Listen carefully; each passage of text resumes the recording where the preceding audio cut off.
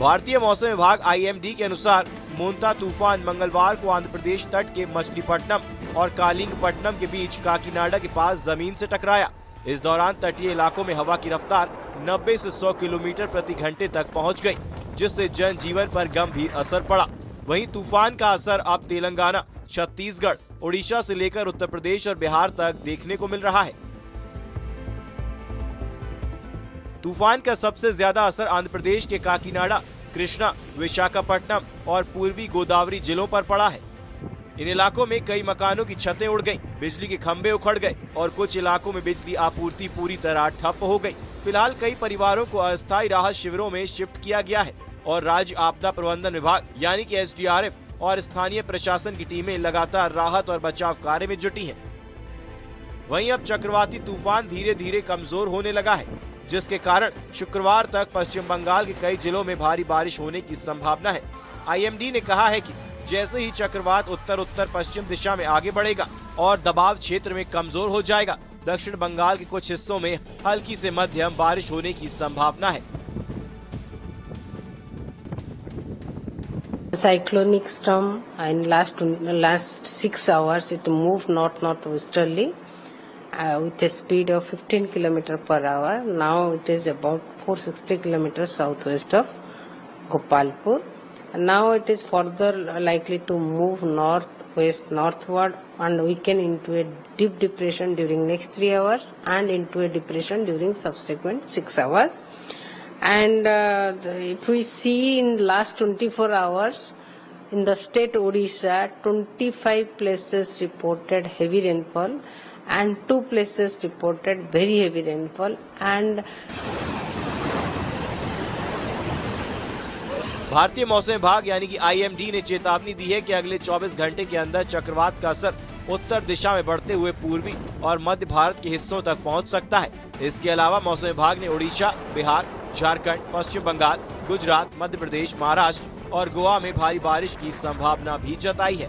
Bureau report, news 18।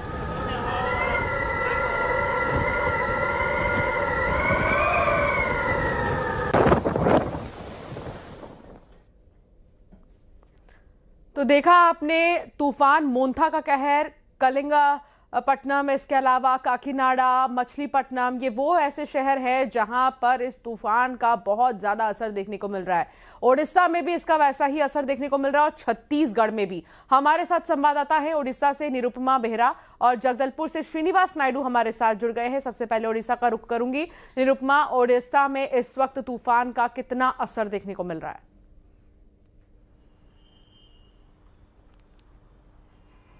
देखिए, जिस तरह से आंध्र कोस्ट को क्रॉस किया है साइक्लोन मोंथा ने, अभी साइक्लोन की स्थिति हम बताएं तो वो अभी वीक होके डीप डिप्रेशन में तब्दील हुआ है और धीरे धीरे उत्तर पश्चिम की ओर बढ़ रहा है। जिस तरह से साउथ छत्तीसगढ़ की ओर अभी हम लोग अब बोल सकते हैं कि मोंथा की गतिविधि है और मोंथा कल सुबह तक और भी वीक होके धीरे धीरे डिप्रेशन में तब्दील होने वाला है, जिसके वजह से ओडिशा में हम लोग बोल सकते हैं कि पिछले 2 दिन से भारी बारिश की रिपोर्ट की गई है। और जिस तरह से साउथ कोस्टल ओडिशा में ज़्यादा बारिश की संभावनाएं जताई गई थी, उस तरह से बारिश के साथ हवाएं भी चली और जिस तरह से लैंडस्लाइड की अनुमान किया गया था, लैंडस्लाइड भी देखने को मिला है। और जिस तरह से कहर मचाकर साइक्लोन मोंथा धीरे धीरे छत्तीसगढ़ की ओर बढ़ रही है और ये जब तक छत्तीसगढ़ के आसपास पहुंचेगा तब तक हम लोग बोल सकते हैं ये धीरे धीरे वीक होके एक डिप्रेशन में भी तब्दील होने की संभावना है जताई गई है IMD के हिसाब से। और उसी हिसाब से हम लोग बोल सकते हैं कि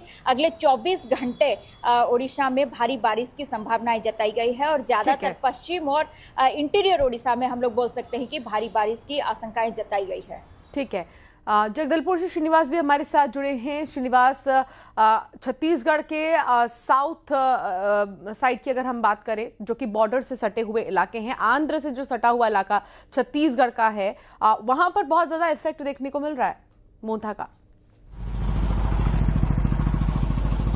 जी बिल्कुल, जो चक्रवाती तूफान मोन्था है उसका असर छत्तीसगढ़ के दक्षिणी इलाके में ज्यादा देखने को मिल रहा है। कल देर शाम तूफान टकराने के बाद उसका असर उड़ीसा और आंध्र प्रदेश के अलावा बस्तर संभाग के अलग अलग जिलों में देखने को मिला है। चूंकि बस्तर संभाग आंध्र प्रदेश और उड़ीसा से लगा हुआ है, जिसके चलते ही जो बस्तर के जो दक्षिणी इलाके हैं, सुकमा है, बीजापुर है, ऐसे कुछ जिले हैं जहां पर उसका असर व्यापक देखा जा सकता है। चूंकि अब जो साइक्लोन है थोड़ा कमजोर होता नजर आ रहा है, लेकिन वो तेलंगाना की ओर मूव करता है। अगर तेलंगाना की ओर मूव करेगा तो स्वाभाविक है दक्षिण जो बस्तर है, साउथ बस्तर है, वहां पर बारिश से अति बारिश होने की संभावना जताई जा रही है। हाँ, ये जरूर है कि जो साइक्लोन मोन्था है उसका असर केके रेल लाइन में पड़ा है और रेल यातायात पूरी से बंद पड़ी है। जो बस जगदलपुर से चलने वाली विशाखापट्टनम की सभी यात्री ट्रेन को रद्द कर दिया है। साथ ही जो उड़ीसा जाने वाली यात्री ट्रेनों को भी रद्द कर दिया और यात्रियों को भी अलर्ट किया गया है। जी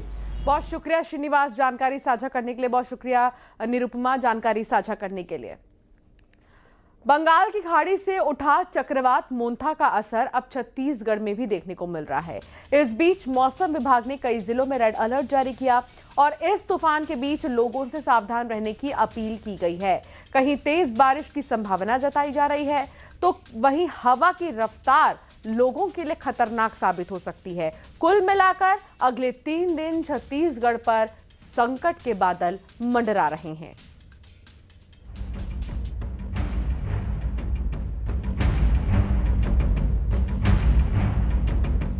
मोथा ने बदला मौसम का हाल। मोथा की गरज, छत्तीसगढ़ में अलर्ट। आया तूफान, लाया तबाही। कहीं तेज बारिश, कहीं आंधी आई। चक्रवाती तूफान मोथा ने आंध्र प्रदेश के तट से टकराने के बाद भयंकर तबाही मचाई। जहां एक तरफ तेज हवाएं चली तो वहीं दूसरी ओर जमकर बारिश हुई। कई पेड़ उखड़ गए, कई सड़कें जलमग्न हो गई तो कहीं लोगों के घरों में पानी घुस गया। भीषण चक्रवात मोथा कमजोर होकर एक चक्रवाती तूफान में बदल गया और आंध्र प्रदेश तेलंगाना से आगे बढ़ गया, जिसके चलते ओडिशा की राजधानी भुवनेश्वर समेत राज्य के कई हिस्सों में जमकर बारिश हुई। कई जगहों पर भूस्खलन हुआ तो कई घरों को भी नुकसान पहुंचा। तो वहीं अब इस तूफान का असर छत्तीसगढ़ में भी देखने को मिल रहा है और छत्तीसगढ़ में इस तूफान के चलते अलर्ट जारी किया गया है। 3 दिनों तक कई जिलों में अलर्ट, भारी बारिश, तेज हवा की चेतावनी। 60 से 70 किलोमीटर हो सकती है हवा की रफ्तार। हवा की रफ्तार 80 किलोमीटर तक पहुंचने का अनुमान। रायपुर, दुर्ग, बस्तर संभाग में बारिश की संभावना। मौसम विभाग की सतर्क रहने की अपील। इसके साथ ही मौसम विभाग ने छत्तीसगढ़ के 5 जिलों में खास तौर पर अलर्ट जारी किया है। नारायणपुर, बस्तर, बीजापुर, दंतेवाड़ा और सुकमा में रेड अलर्ट जारी किया गया है। मोन्था का असर अब बस्तर संभाग में दिखने लगा है। चूंकि ये जो तूफान है आंध्र प्रदेश और उड़ीसा में कहर मचाने के बाद अब ये बस्तर संभाग पहुंच चुका है और बस्तर संभाग के 5 जिले को रेड जोन में रखा गया है, तो वहीं 2 जिले कांकेर और कोंडागांव को ऑरेंज जोन में रखा गया है। बस्तर में अब से कुछ देर पहले ही झमाझम बारिश शुरू हो गई है और जो मौसम है वो भी पूरी तरह से शुष्क हो चुका है। तो वहीं इस तूफान का राजनांदगांव में क्या कुछ असर देखने को मिल रहा है। यहाँ भी तेज बारिश की संभावना जताई जा रही है, साथ ही हवा की रफ्तार भी बढ़ गई है।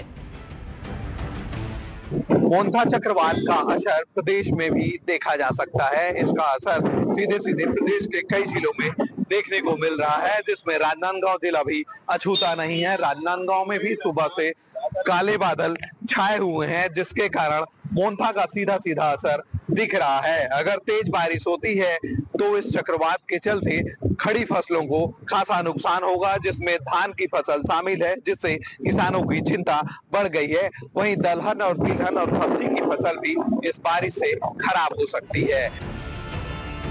मोथा तूफान भले ही आगे बढ़ चुका हो, लेकिन इसके पीछे वो कई तस्वीरें छोड़ गया है। हालांकि जो अनुमान लगाया जा रहा था उससे कुछ राहत मिली है, लेकिन फिलहाल छत्तीसगढ़ पर संकट के बादल मंडरा रहे हैं।